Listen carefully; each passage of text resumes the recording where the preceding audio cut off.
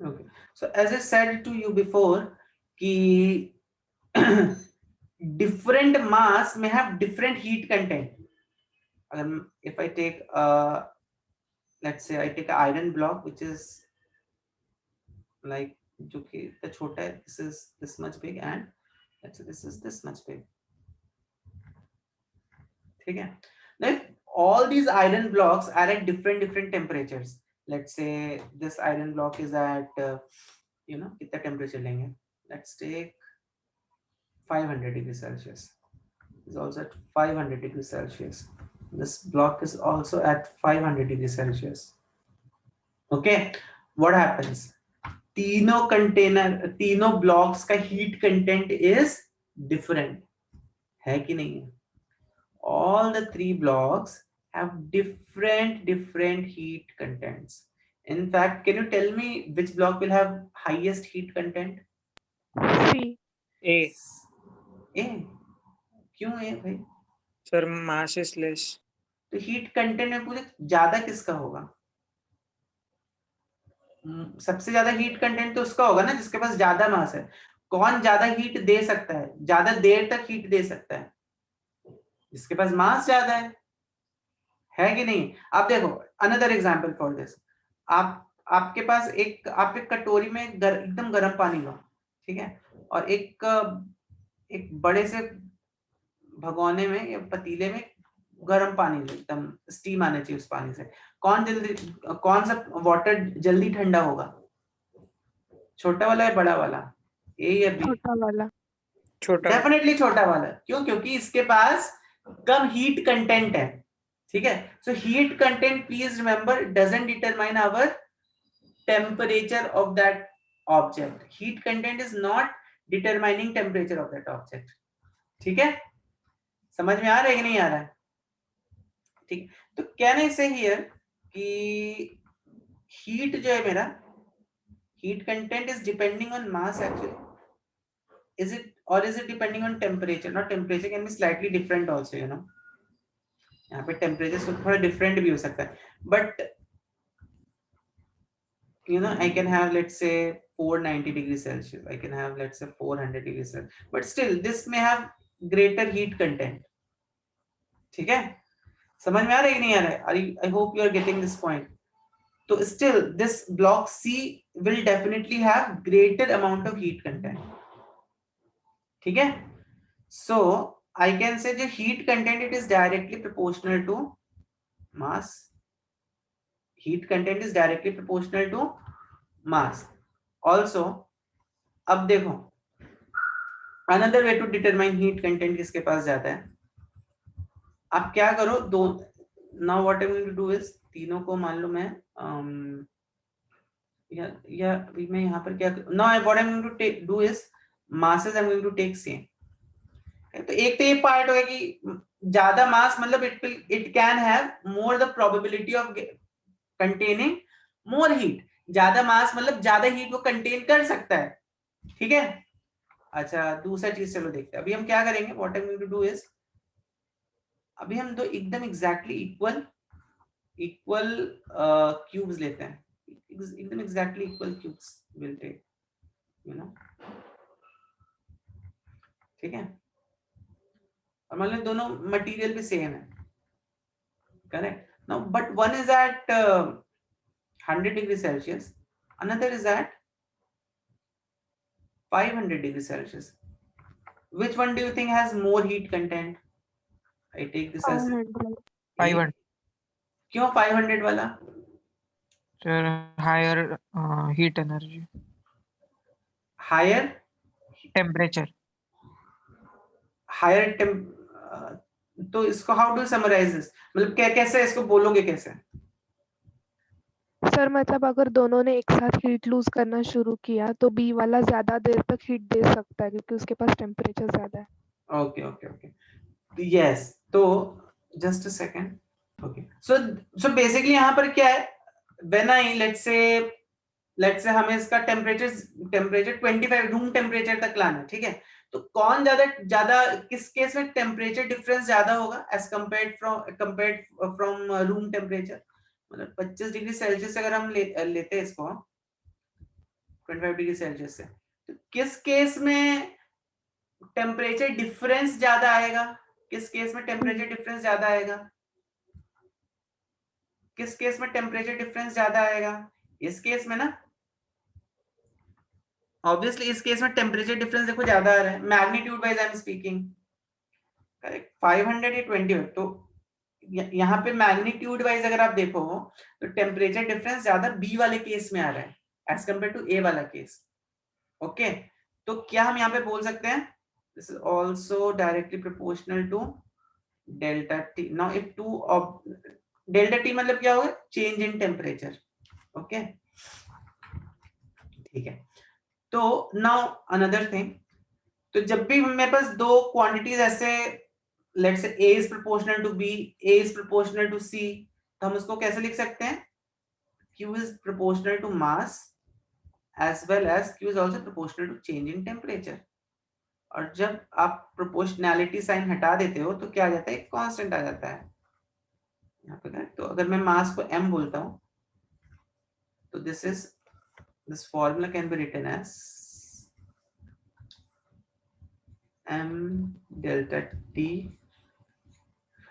यहाँ पे c का मल्टीप्लिकेशन, और अब जब उसका m c डेल्टा t, तो c एक कांस्टेंट है। यहाँ पे c क्या है? कांस्टेंट है, जो कि प्रोपोर्शनैलिटी साइन हटाने के बाद आया है। और c को हम क्या बोलते हैं? Any guess?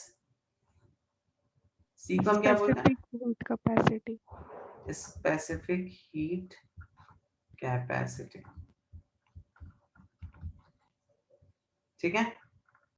ओके, तो बी वेरी प्रिसाइज, c का यूनिट जल्दी से देख लेते हैं। c का यूनिट क्या होगा? q का यूनिट क्या है? जूल्स। m का यूनिट क्या है? kg। अब डेल्टा टी आप चाहो तो यहाँ पे केल्विन रख दो और चाहो तो आप यहाँ पे डिग्री सेल्सियस रख दो, both are absolutely fine, correct. you can take here degree Celsius, you can take here degree तो नहीं, but you can just take here only Kelvin, क्योंकि यहाँ पे हम चेंज निकाल रहे हैं, तो चेंज में degree Celsius is also all right, kelvin is also all right, ठीक है। तो ये तो एक चीज हो गई, इसका unit, this is the SI unit, तो इसको हम एसआई यूनिट बोल सकते हैं, this is SI unit. Even though this is not kelvin but still it will work out, क्यों? बिकॉज हम यहाँ पे चेंज ले रहे हैं, तो चेंज तो दोनों का सेम रहेगा, ठीक है। So this C is basically joules पर केजी पर डिग्री सेल्सियस या पर केल्विन आप बोलो, that's the SI unit for specific heat capacity, ठीक है। नाउ द पॉइंट इज, ये हमें बता क्या रहा है? What this physical quantity as this one specific heat capacity is telling me, क्या बता रहे भाई ये स्पेसिफिक हीट कैपेसिटी हमें? Correct, so let's try to see that. So what do you understand with this? तो यहाँ पे you can see they have taken this as Kelvin. So even if you write degree Celsius, it's all right. मैंने बताया यहाँ पे हम change ले रहे हैं यहाँ पे, करेक्ट। तो अब देखो, जैसे फॉर एग्जांपल एल्यूमिनियम का है 910, लेड का देखो कितना है? सबसे कम लेड का है, लेड का सबसे कम है। एंड अगर आप देखो सबसे ज्यादा वाटर का है, what is having the greatest specific heat capacity? What do we understand from these values? Yes, what do we understand from these values about specific heat capacity? So इसका मतलब क्या हुआ? जब आप, जैसे for example if I take lead का हम specific heat capacity से मतलब समझ, इसका ये वैल्यू क्या बता रहा है हमें? जब आप 1 kg का लेड लोगे, what you have to take? You have to take 1 kg of lead. Okay, when you take 1 kg of lead, you give it a heat of 130 joules. इसका टेम्परेचर कितना बढ़ेगा? इसका टेम्परेचर बढ़ेगा, चेंज इन टेम्परेचर। तो if I have to say not temperature, change in temperature will be 1 degree Celsius और 1 kelvin, both are same thing, और 1.8 degrees Fahrenheit, ठीक है। फ़ारेनहाइट में बात करना तो इट्स 1.8 डिग्रीज फ़ारेनहाइट, ठीक है। Are you getting this? समझ में आ रहा है? यू गेटिंग दिस और नॉट? ठीक है। तो अब इनफैक्ट वाटर का देखो कितना ज्यादा है, वाटर का 4190, इसका मतलब हुआ जब आप 1 kg ऑफ वाटर लोगे इसको आप 4190 जूल्स का हीट दोगे तो it's temperature is going to rise by 1 degree Celsius और 1 Kelvin or 1.8 degrees Fahrenheit. Now see, water takes such a huge amount of energy to get its temperature raised by 1 degree Celsius ना. तो जब मैं बोलता हूँ temperature का raise मतलब हो सकता है इसका 20 डिग्री सेल्सियस है, तो अभी व्हेन यू गिव 130 जूल्स 21 हो जाएगा, फिर अगेन गिव 120 जूल्स 22 हो जाएगा, like that it will be. पर वाटर के केस में see such huge amount of energy this water is taking. Correct ना? कितना ज्यादा एनर्जी ले रहा है भाई वाटर मेरा. ठीक है, तो हाउ डू वी अंडरस्टैंड? तो इसका एक बहुत अच्छा सा एग्जांपल है. देखो, जब भी आप गैस स्टोव पर एक वेसल रखते हो, उसमें you kind of you are heating some water in a gas stove, you know. So what happens? पहले क्या गर्म होगा? वाटर गर्म होगा या your that container is going to get heated up. Water is going to get heated up or container? Which one is going to get heated up container. first? Container. क्यों container heat हो रहा है?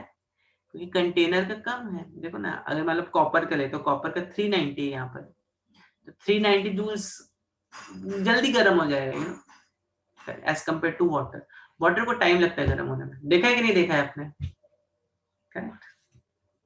So that's the significance of specific heat capacity. समझ में आई बात बच्चों को? In fact यहाँ पर अगर आप देखो, वाटर का सबसे ज्यादा स्पेसिफिक हीट कैपेसिटी है. करेक्ट. इसलिए वाटर को हम बोलते हैं water is a very good coolant. क्या बोलते हैं? Water is a very good coolant ना. क्यों? What should be the property of a good coolant? एक अच्छा कूलेंट क्या करना चाहिए? It should absorb as much as heat as possible for it ना. It should absorb as much heat as possible. Yes or no? एक अच्छा coolant क्या करेगा? वो बहुत ज्यादा उसका हीट एब्जॉर्ब करने की क्षमता होनी चाहिए उसमें. एंड वाटर का देखो अच्छा है, बहुत ज्यादा हीट, ये मतलब वाटर को अगर वेपोराइज करना है तो क्या होगा? what happens, you know, it is taking this much amount of heat and then it is getting vaporized. ठीक है. इसलिए कुछ कहीं पे कुछ गर्म on a very hot surface आप क्या डालते हो? आप वाटर को डालते हो ना. उसको ठंडा करने के लिए क्या, जैसे मान लो कभी कभी आपने देखा होगा ट्रक के जो इंजन्स रहते हैं ना, बहुत जल्दी गर्म हो जाते हैं. What these drivers add on जो इंजन जो रहता है, उसमें क्या डालते हैं? वो पानी को डालते हैं. पानी को डालने से क्या होता है? तुरंत ठंडा हो जाता है. वाटर की जो प्रॉपर्टी है, इसकी हाई स्पेसिफिक हीट कैपेसिटी, इसकी वजह से वाटर जो एक बहुत अच्छा कूलेंट भी है और ये चीजों को जल्दी ठंडा कर सकता है. ठीक है. देखो आप कभी बहुत गर्म रहता है, गर्मी जब भी रहती है ना, तो विलेजेस में क्या स्पेशली करते हैं? विलेजेस में क्या करते हैं? मट्टी के घर रहते हैं, वहाँ पे there is no probably electricity और एनीथिंग. करेक्ट. ठीक है. तो वहां पे वो वॉल्स में मड वॉल्स रहती है, वहां पे वो पानी छिड़क देते हैं. पानी छिड़कने से क्या होता है? क्या होता है पानी छिड़कने से? इनफैक्ट मटका सुना है? मटका आपने? हाँ सर. मटका, मट्टी का मटका. तो मटकी की क्या technology? What is technology behind this मटका? देखो, मटका कितनी अच्छी टेक्नोलॉजी है. कुछ इलेक्ट्रिसिटी नहीं चाहिए, पर पानी ठंडा हो जाता है मटके में. ठीक है. तो क्या होता है जो ये मट्टी के जो बर्तन होते हैं, उसमें क्या होता है? कुछ पोरस से ना छेद होते हैं, स्मॉल होल्स इन योर मटका. ठीक है. अब जितना ज्यादा बाहर टेम्परेचर होगा, उतना ही इवेपोरेशन भी बाहर से बढ़ेगा ना. इवेपोरेशन भी उतना ही होगा. और जब भी इवेपोरेशन होता है तो क्या होता है? What happens? जब भी कोई चीज इवेपोरेट कर रही होगी तो क्या कर रही होगी? क्या हो रहा होगा? इट मस्ट, देखो क्या होता है बेसिकली, एक चीज ध्यान में रखो, मटके में क्या हो रहा होगा. See suppose this is a pot. अब यहाँ पे there's some small holes inside. मतलब this mud is basically porous thing ना. Mud is a porous thing ना, ठीक है। तो होता क्या है, जब आपका बाहर बहुत गर्म रहता है, ठीक है, तो क्या होगा, दिस यहाँ से जो वाटर है ना, this water will kind of evaporate from these small pores. Water इन पोर से इवेपोरेट होगा, and in due course of evaporation water क्या कर रहा होगा, वाटर हीट एब्जॉर्ब करेगा। कहाँ से हीट एब्जॉर्ब कर सकता है वाटर, वाटर एक तो सन रे से हीट एब्जॉर्ब कर सकता है, और कहाँ से पानी ये वाटर हीट एब्जॉर्ब करेगा, पानी के पास भी तो कुछ हीट होगी ना, वो हीट भी वाटर थोड़ी सी एब्जॉर्ब कर लेता है ये, ठीक है। तो वो हीट क्योंकि वाटर ने एब्जॉर्ब कर ली, तो क्या हो गया, हीट अभी वाटर का टेम्परेचर जो है वो कम हो जाएगा, ठीक है, और आपको मिलता है ठंडा ठंडा पानी। ओके, तो these are some very good application of specific heat capacity. यहाँ पे वाटर का हमने एग्जांपल देखा, water is a very good coolant actually. In fact इसका एक और एप्लीकेशन मुझे याद आ रहा है, land sea breeze and land breeze आपने पढ़ा होगा, sea breeze and land breeze, have you read sea breeze and land breeze? क्या होता है sea breeze and land breeze में? तो इसका भी ये, इसका स्पेसिफिक हीट कैपेसिटी का ये एक this is a very good example of specific heat capacity. यहाँ पे आपको पता चलेगा वाटर का स्पेसिफिक हीट कैपेसिटी सबसे ज्यादा है, ठीक है, लैंड का कम होगा, इतना तो हम प्रिडिक्ट कर ही सकते हैं। During day time what happens, during day time ना पानी जो है देर से गर्म होगा कि जल्दी गर्म, देखो जो चीज जल्दी ठंडी हो रही है, जो चीज जल्दी ठंडी हो रही है वो जल्दी ठंडी हो रही है, वो गर्म भी जल्दी होगी, और जो चीज गर्म देर से हो रही है वो ठंडी भी देर से होगी। इसीलिए आप देखो, आपका गर्म पानी उसको ठंडा करने में उसको ठंडा होने में बहुत टाइम लगता है, यस और नो। गर्म पानी का अगर पतीला आपने लिया, उसको आपने रूम में रखा, तो उसको ठंडा करने में बहुत टाइम जाता है, और कोई एक हॉट मेटल लिया आपने, उसको रूम में रखा, तुरंत ठंडा हो जाता है। I don't know how much you observe this, मतलब लगता है कुछ time, but it takes very less time to cool down a metal as compared to a something which is having water content, ठीक है, ठीक है, समझ में आया? ओके, तब देखो दिन ये डे टाइम है, ठीक है, तो डे टाइम में क्या होगा, what will happen in day time? Day time में लैंड जो जल्दी गर्म हो गई, इसको पानी को गर्म होने में टाइम लगेगा ना, पानी का स्पेसिफिक हीट कैपेसिटी ज्यादा है, तो भाई लैंड जल्दी गर्म होगी तो क्या होगा, हॉट एयर जो है वो यहाँ पे एयर ज्यादा हॉट रहेगी एज कम्पेयर टू वाटर के, यहाँ वाटर के कंपैरिजन में लैंड के पास लैंड के पास जो एयर है वो ज्यादा हॉट रहेगी एज कम्पेयर टू वाटर। तो हॉट एयर आपको मालूम है it rises, hot air rise करती है ना, तो this hot air will rise up, ठीक है, और जैसे ही ये हॉट एयर ऊपर राइज करेगी, वैसे क्या होगा, ये हॉट एयर आके यहाँ पर ऑक्यूपाई दिस प्लेस, तो आपको ऐसा you know, you will get a feeling, you know, ये हवा यहाँ पर आएगी, गर्म होगी, ठीक, ये हवा यहाँ पर आएगी, गर्म होगी, ठीक है, और it probably kind of goes here, ठीक है, यहाँ पे थोड़ी ठंडी हो जाएगी ये हवा, ठीक है, अगेन एक काइंड ऑफ साइकिल बन जाएगी, and you will get a appearance that wind is coming from sea to land, ठीक है। अब देखो यहाँ पर क्या हो रहा है, दिस इज ये नाइट का टाइम है, ये नाइट टाइम है,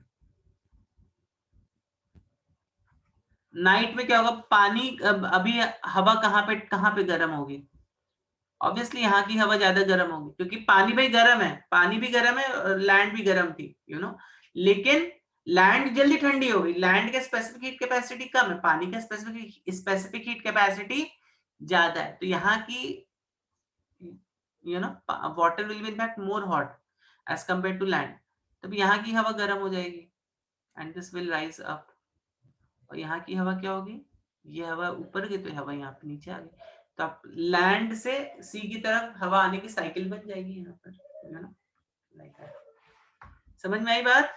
तो this was also very good application of specific heat capacity, जहां पर आप देख रहे हो वाटर का स्पेसिफिक हीट कैपेसिटी कम है, सॉरी वाटर का स्पेसिफिक हीट कैपेसिटी ज्यादा है, लैंड का स्पेसिफिक हीट कैपेसिटी कम है, ठीक है। यहाँ पर आप ये देख रहे हो, ठीक है। तो now just as I mentioned कि जब भी फेज चेंज होता है तो ऑब्जेक्ट का कोई अगर मान लो, जैसे मान लो आइस से वाटर में फेज चेंज हो रहा है, या वाटर से वेपर में किसी चीज का फेज चेंज हो रहा है, ठीक है। तो व्हाट इज हैपनिंग, क्या हो रहा है, तो लेटेंट नॉट लेटेंट, तो फेज जब भी चेंज हो रहा है तो उसका टेम्परेचर अभी कांस्टेंट रहता है ना, समझ में आ रहा है कि नहीं यार। तो for example if I am changing, यहाँ पे आइस जो है, ice is getting converted into water,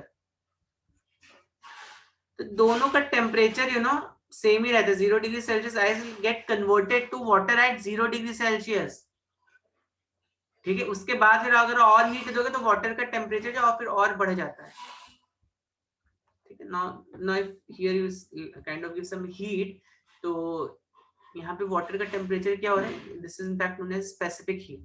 तो यहाँ पे वाटर का temperature it can rise to 100 up till 100 degree Celsius.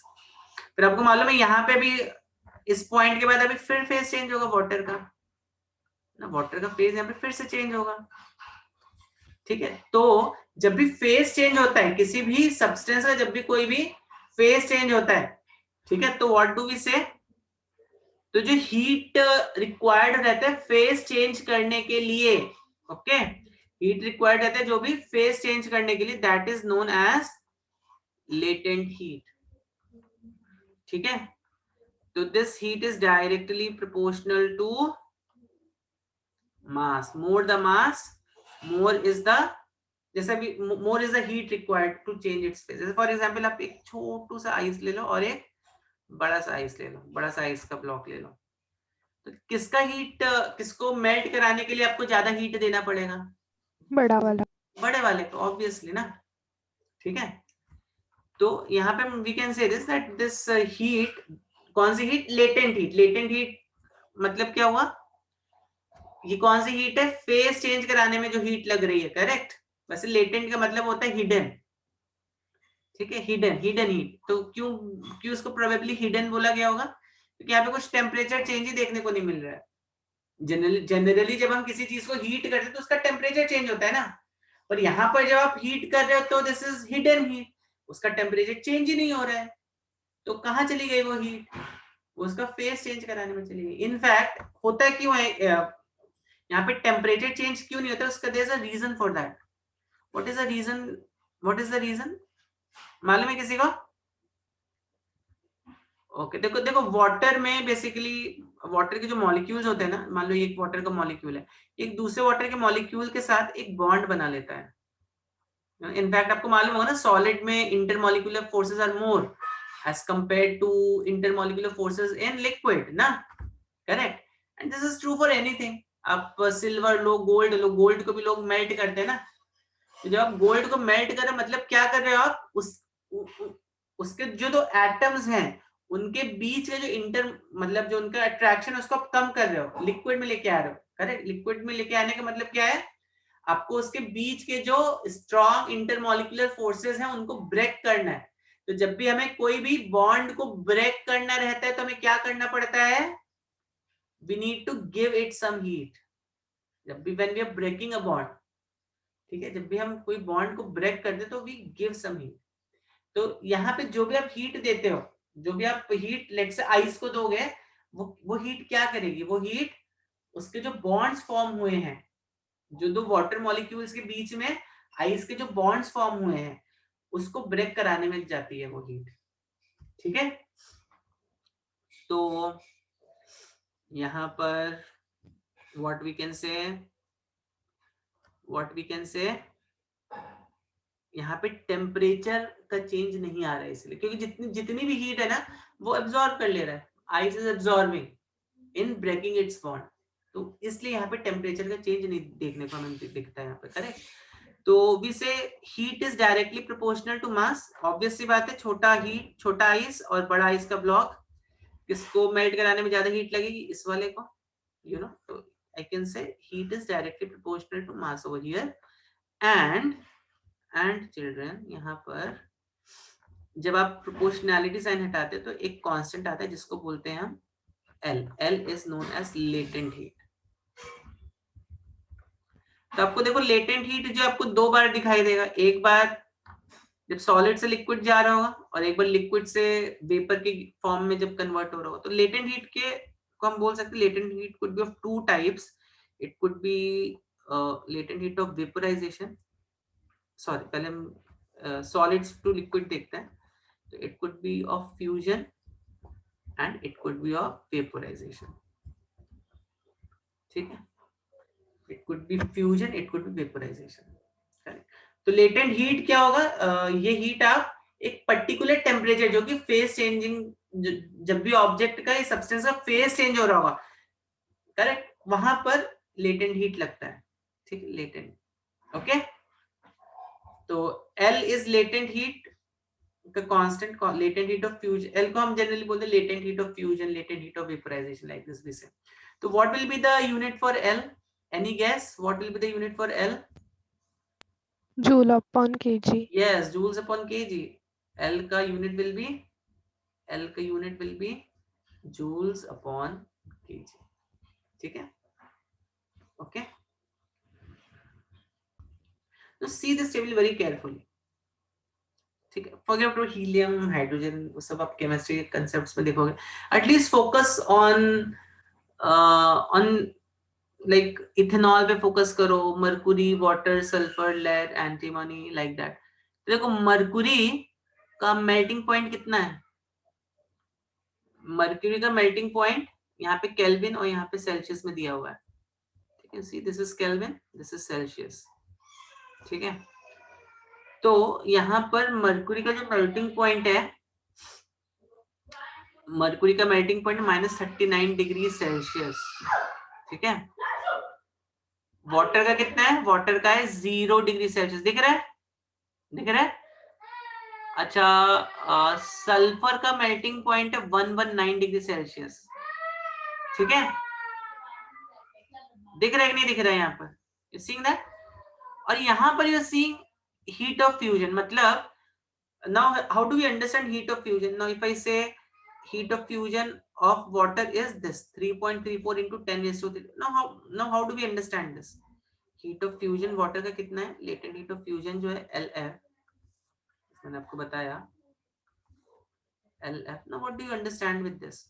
334 into 10 raised to 3 joules per kg. Yeah, tell me what do you understand with this? क्या समझते हो इससे? Sir, means this much heat is required to change 1 kg of ice to 1 kg of yes water. Yes yes yes, अभी आप समझ सकते हो. ठीक है, और अगर मैं बोलता लेटेंट हीट ऑफ वेपोराइजेशन इतना है, इससे क्या समझते हो? मतलब इतना हीट चाहिए. मत देखो, फ्यूजन का मतलब वो इतना हीट, इतने जूल्स का हीट चाहिए 1 किलो आइस को पूरा मेल्ट होने में. और वेपोराइजेशन का मतलब क्या हुआ?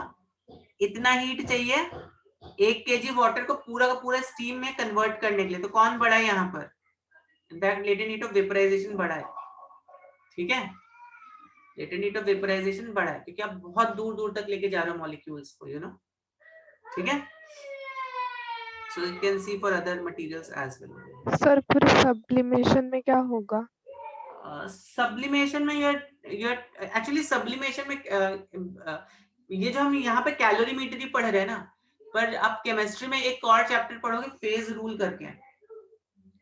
ठीक है, तो जैसे फॉर एग्जांपल अभी अगर आप स्पेस में देखो, ठीक है, अगर आप स्पेस में देखो वाटर का जो फेज है, जो वाटर में अर्थ पे दिखता है ना, वाटर जिसको हम लिक्विड फेज बोलते हैं,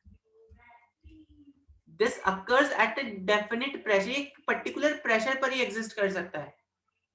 ठीक है, अगर आप प्रेशर को बहुत कम कर दोगे तो ये फेज पे एग्जिस्ट ही नहीं करता है.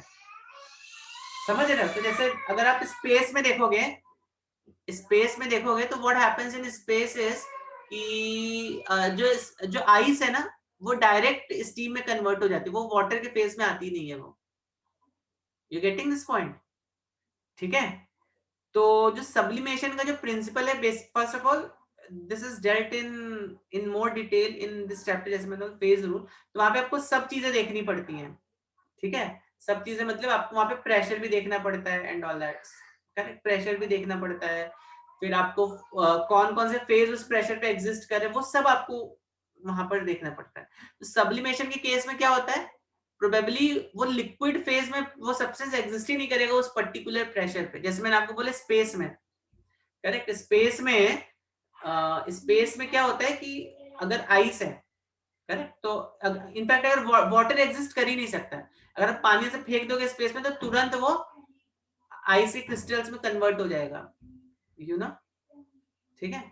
इसीलिए समझ में आया कि नहीं आई ये बात समझ में आया? हाँ सर। ठीक है, इसीलिए जो एस्ट्रोनॉट्स होते हैं ना स्पेसशिप में, you know how their urine is taken out of that astroship, मालूम है कैसे इसको लेके जाते हैं बाहर? एस्ट्रोशिप्स में क्या करते जो उनका जो कोई भी लिक्विड चीज को अगर उन्हें डिस्पोज ऑफ करना है, मतलब उनका यूरिन है और whatever any liquid thing they want to dispose it off, तो क्या करते हैं उसको पहले वेपर के फॉर्म में कन्वर्ट करते हैं, फिर उसको बाहर भेजते हैं, वेपर फॉर्म में बाहर भेजते हैं उसको, यू नो, क्योंकि लिक्विड फॉर्म में नहीं भेज सकते, लिक्विड फॉर्म वो स्पेसशिप के अंदर है, वो उस पर्टिकुलर प्रेशर में वो लिक्विड फॉर्म में एग्जिस्ट कर रहा है, पर जैसे ही वो उनको मालूम है कि अगर मान लो उन्होंने लिक्विड को बाहर फेंका, यू नो, करेक्ट, तो ब्लेड्स जो है आपके उसके वो टूट सकते हैं, तो they don't throw it in the liquid, क्योंकि लिक्विड जैसे ही वो एक पर्टिकुलर उसका प्रेशर चेंज हो तुरंत वो आइस की फॉर्म में कन्वर्ट हो जाएगा, you know? So it's like that. So sublimation, you need not worry over here. Sublimation is at a particular pressure. चलो, तो I hope this is clear to all of you. सभी बच्चों को clear है ये? ठीक है, अच्छा, तो अब हम क्या करेंगे ना, कुछ कन्वर्जन्स करते, कुछ मैथमेटिक्स करते हैं। जैसे फॉर एग्जाम्पल अभी अगर आप देखो एक कैलोरी में कितने जूल्स होते हैं? 1 calorie is how many joules? 4.2. 1 calorie has 4.2 joules, correct. तो हीट में एक और, this not actually CGS unit but a very commonly used unit of heat which is known as calorie, ठीक है, ओके। तो अब आप मुझे बताओ अगर मैं स्पेसिफिक हीट कैपेसिटी वाटर का, ठीक है, वाटर का स्पेसिफिक हीट कैपेसिटी कितना ना, तो ये आपको याद रखना है ना, 4200 joules per kg per degree Celsius, correct. तो इसको अगर मैं चाहूं तो कैलोरीज में के टर्म्स में भी कन्वर्ट कर सकता हूं, ठीक है। तो if I want I can convert this, यहाँ पे जो भी मेरा रिजल्ट आएगा, I don't know what that result is going to be, but if I convert joules into calories और मान लो केजी को मैं ग्राम्स में कन्वर्ट कर लूं और इसको ऐसे ही रहने देते हैं डिग्री सेल्सियस को, तो यहाँ पर मालूम है कितनी वैल्यू आएगी? किसी ने बोला भी था 1 आएगी, yes, very intelligent children you all, ठीक है। सिंपल सा कैलकुलेशन है, करके देख सकते हो आप। जूल्स को कैलोरी में कन्वर्ट कर लो, 1 जूल इज 1/4.2 कैलोरीज, तो बस जूल को यहाँ पे रख दो इनटू 1/4.2 कैलोरीज, किलोग्राम को ग्राम में कन्वर्ट कर लो, ठीक है। तो जैसे फॉर एग्जांपल 4200 जूल्स को आपको कन्वर्ट करना 1/4.2, किलोग्राम को ग्राम में कन्वर्ट कर, तो ये किस में कन्वर्ट हो गया, ऐसे लिख दो कैलोरी में कन्वर्ट हो गया। तो 1 जूल इज, देखो जूल की जगह मैंने क्या लिख दिया 1/4.2 कैलोरीज, किलोग्राम की जगह आप क्या लिख सकते हो 1000 grams, and this into degree Celsius. So finally when you solve this everything you get 1 calorie per gram per degree Celsius. तो ये यूनिट भी आपको याद रखनी है, ठीक है। चलो इसी तरह latent heat of fusion of ice कितना था, देखो यहाँ पे कितना था, let's see in our chart कितना आ रहा है। वाटर का लेटेंट हीट ऑफ फ्यूजन कितना था 334 into 10⁻³ ना, ठीक, let's see that, 334 into 10⁻³ joules पर केजी। जल्दी से बच्चे लोग इसको कन्वर्ट करो किसमें, कैलोरीज पर ग्राम, जल्दी से बताओ मुझे कितनी वैल्यू आएगी। इसी तरह इसका लेटेंट हीट ऑफ वेपोराइजेशन को भी कन्वर्ट करो और बताओ मुझे कितनी वैल्यू आएगी इसकी, ठीक है। खुद से कर लेते हो, वेपोराइजेशन में कितना था 2256 into 10⁻³। 2256 into 10⁻³ जूल्स पर केजी। जल्दी से बताओ कैलोरीज पर ग्राम में। okay. So when I put joules, when I put value of joules in terms of calories ना, जब मैं joules को कैलोरी में पुट करता हूँ, कैलोरी में कैसे पुट करूंगा? 1 joule is 1/4.2 कैलोरीज ना। जब मैं इसको इंटू 1/4.2 कर देते और किलोग्राम को ग्राम में कन्वर्ट कर देते, दिस कम्स अप्रोक्सीमेटली 80 के आसपास आता है, करेक्ट? ठीक है, 8 4 320 के आसपास आप करके देख सकते, केजी दिस तो चला ही जाएगा। ठीक है, और ये जो है ना, ये आपका ये कितना आ रहा है बच्चों का? 537 आ रहा है क्या? 537 आ रहा है? ओके ठीक है, हाँ सर। हाँ ठीक है, 535 533 ऐसे इसी रेंज में रहता है, but because this value is given negative, तो याद रखो। हाँ, अरे ये तो याद रखो, latent heat of fusion in calories. कभी कभी आपको कैलोरीज में भी आप कैलकुलेशन कर सकते हो, क्योंकि when you're doing some calculation आपको छोटी वैल्यूज में सॉल्व करने के लिए आसानी होगी ना, as compared to taking इतनी बड़ी बड़ी वैल्यूज, यू नो।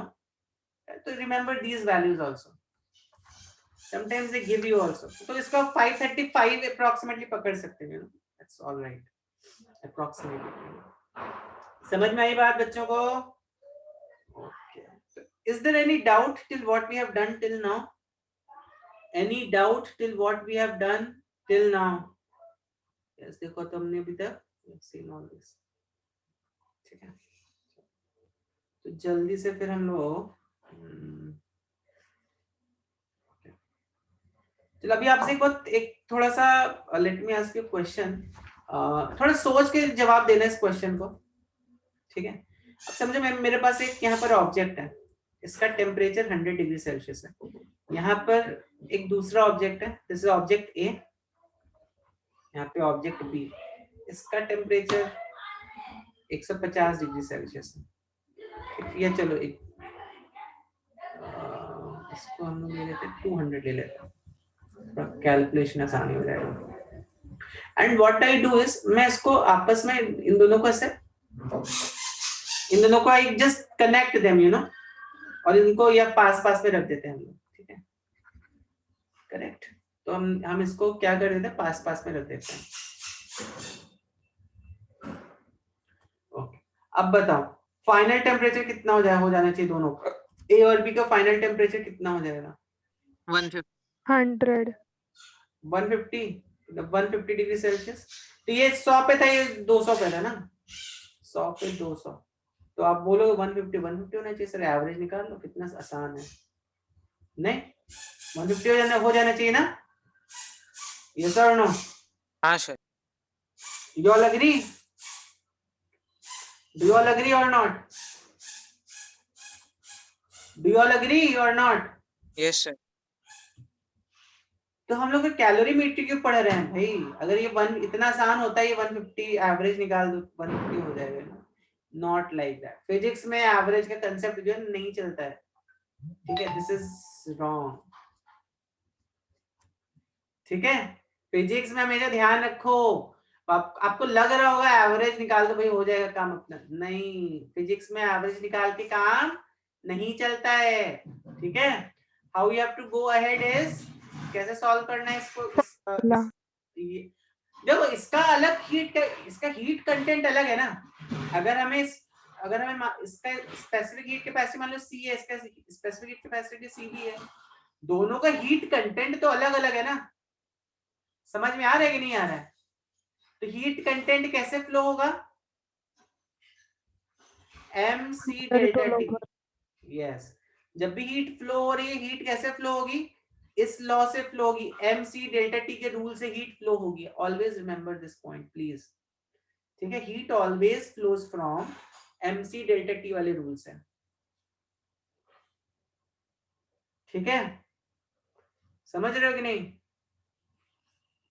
ठीक है ना। तो हीट हमेशा mc डेल्टा टी वाले रूल से ही फ्लो करानी है आपको, ओके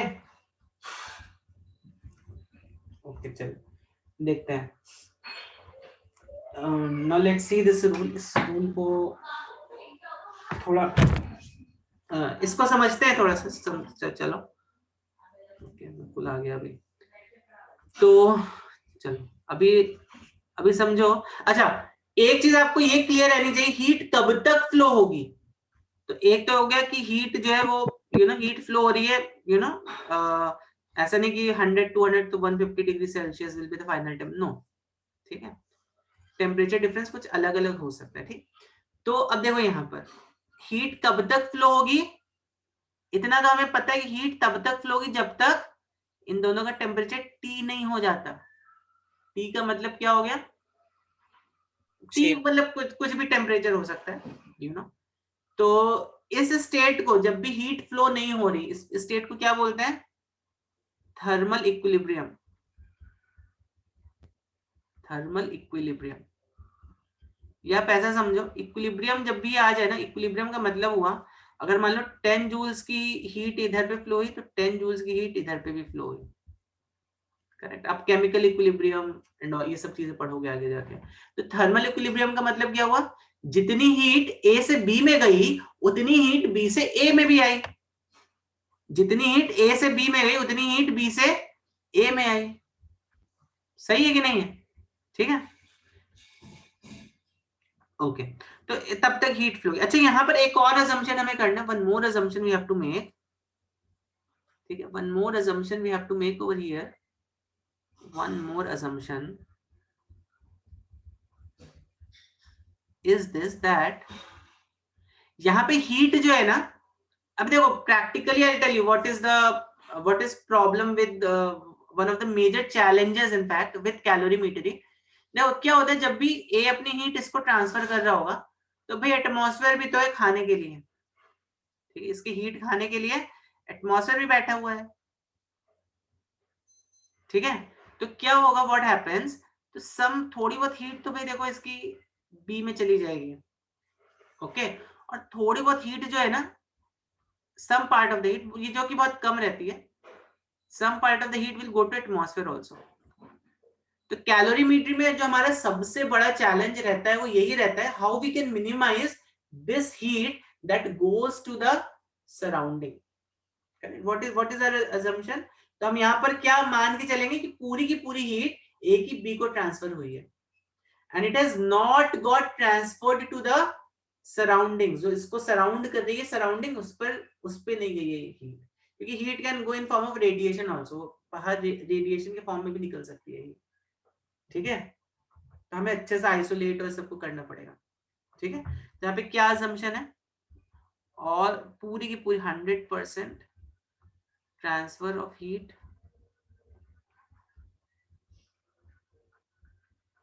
टेक्स प्लेस कहां से कहां तक, फ्रॉम ए टू बी, ठीक है, and not to the surrounding.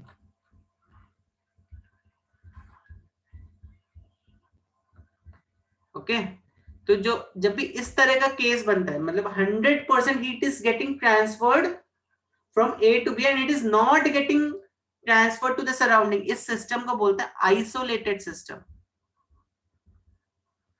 ठीक है, सिस्टम को बोलते हैं आइसोलेटेड सिस्टम। मतलब हीट जो है पूरी की पूरी कहां जा रही है, कहां ट्रांसफर हो रही है, सराउंडिंग में ट्रांसफर हो रही है, सॉरी, पूरी की पूरी हीट ऑब्जेक्ट पे ट्रांसफर हो रही है, सराउंडिंग पे जीरो हीट ट्रांसफर हो रही है, इसको बोलते हैं आइसोलेटेड सिस्टम, ठीक है। आइसोलेटेड सिस्टम का एक बहुत अच्छा एग्जांपल है थर्मस, देखो very close to isolated system. Thermos में क्या करते हैं, इंसुलेशन करते हो ना, थर्मस में गर्म पानी डालो तो गर्म ही रहता है बहुत देर तक एटलीस्ट, ना। तो ये एक्चुअली प्रैक्टिकली पॉसिबल नहीं है। तो जो हमें जो कैलोरीमेट्री में जो हम एक्सपेरिमेंट्स करते हैं, definitely we are going to get some error, और वो एरर क्यों आ रहा है, because some heat is getting transferred to the surrounding also, ठीक है, जो कि डिजायर्ड नहीं है, जो we actually want all of the heat that जो पूरी की पूरी जो हीट है it should only get transferred to object B, ठीक है। तो ये एक assumption है। और दूसरा हमने थर्मल इक्विलिब्रियम देखा, थर्मल इक्विलिब्रियम मतलब क्या, वो हीट कब तक ट्रांसफर होगी दोनों ऑब्जेक्ट्स में, ए से भी हीट कब तक ट्रांसफर होगी, जब तक हीट दोनों का, हाँ, जब तक दोनों का थर्मल इक्विलिब्रियम नहीं अटेन हो जाता। थर्मल इक्विलिब्रियम का मतलब हुआ जब तक दोनों का टेम्परेचर सेम नहीं हो जाता, ठीक है। And third point is for an isolated system,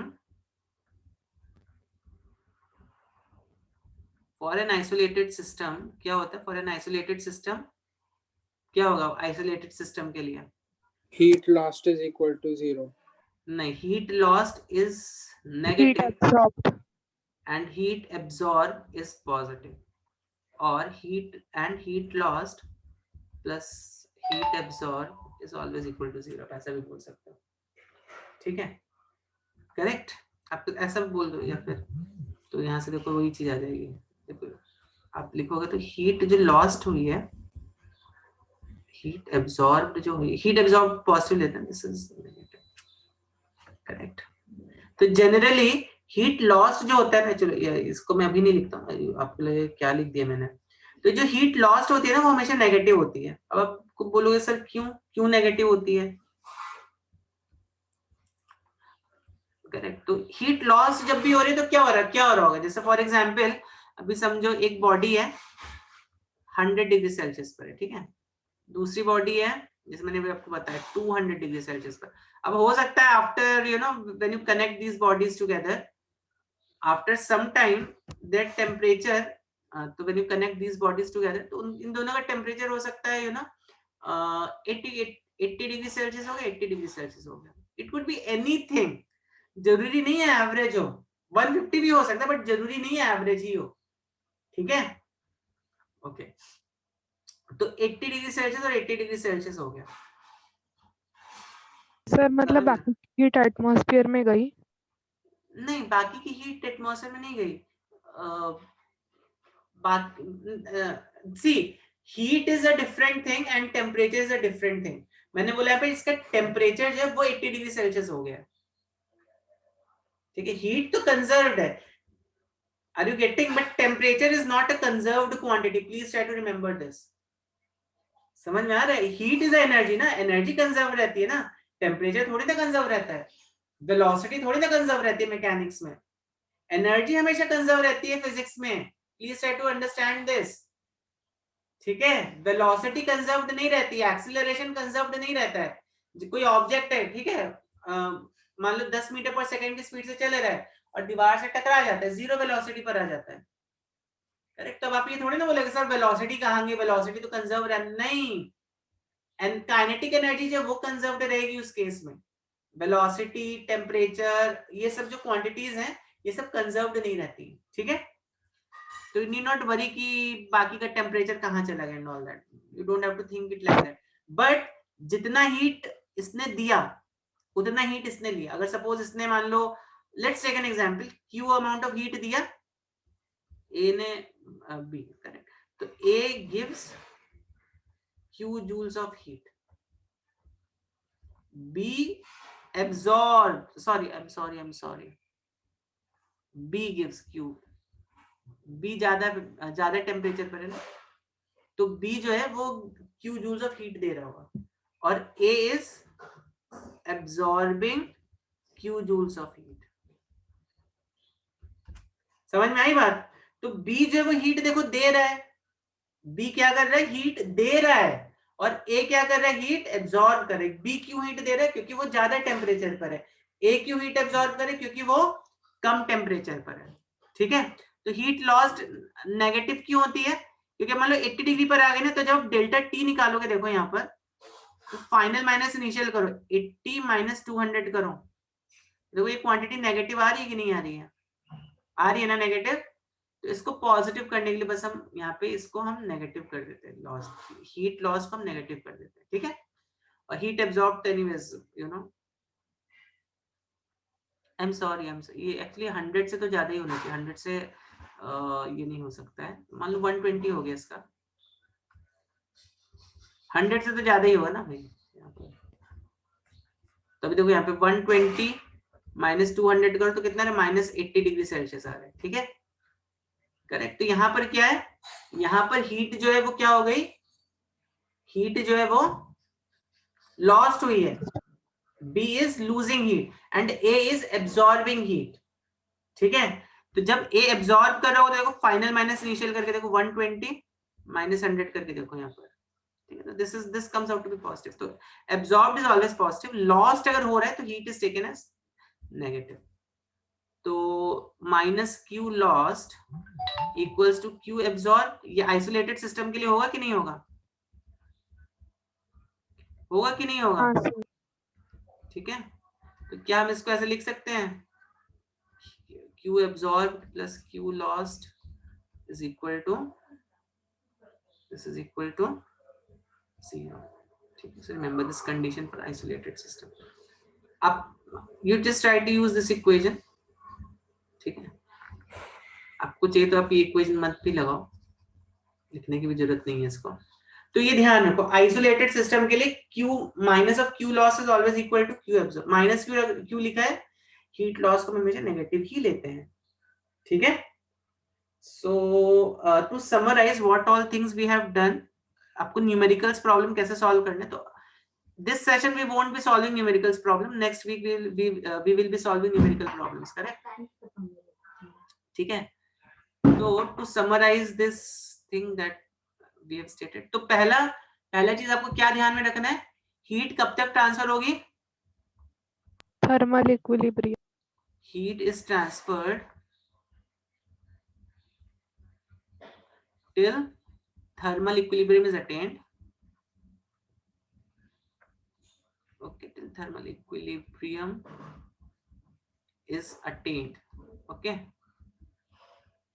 Okay, then दूसरा पॉइंट हमने क्या देखा? दूसरा पॉइंट हमने क्या देखा? Isolated system. We assume system is isolated. Isolated में क्या होता है? 100% एनर्जी ट्रांसफर। यस। तो आइसोलेटेड में क्या होता है दैट पूरी की पूरी हीट जो है वो ए की हीट बी में ट्रांसफर हो जाएगी, ठीक है। और दूसरा हमने क्या देखा? Lost, heat lost is always negative, heat absorbed is positive. और आइसोलेटेड सिस्टम के लिए minus of Q loss is equal to Q absorb. बस अगर आप इन 3 स्टेप्स को ध्यान में रखोगे तो आप कोई भी प्रॉब्लम सॉल्व कर सकते हो। और नेक्स्ट क्लास में वी विल बी सॉल्विंग, बहुत सारी प्रॉब्लम सॉल्व करने वाले नेक्स्ट क्लास में, अच्छी प्रॉब्लम सॉल्व करेंगे इसके, ठीक है।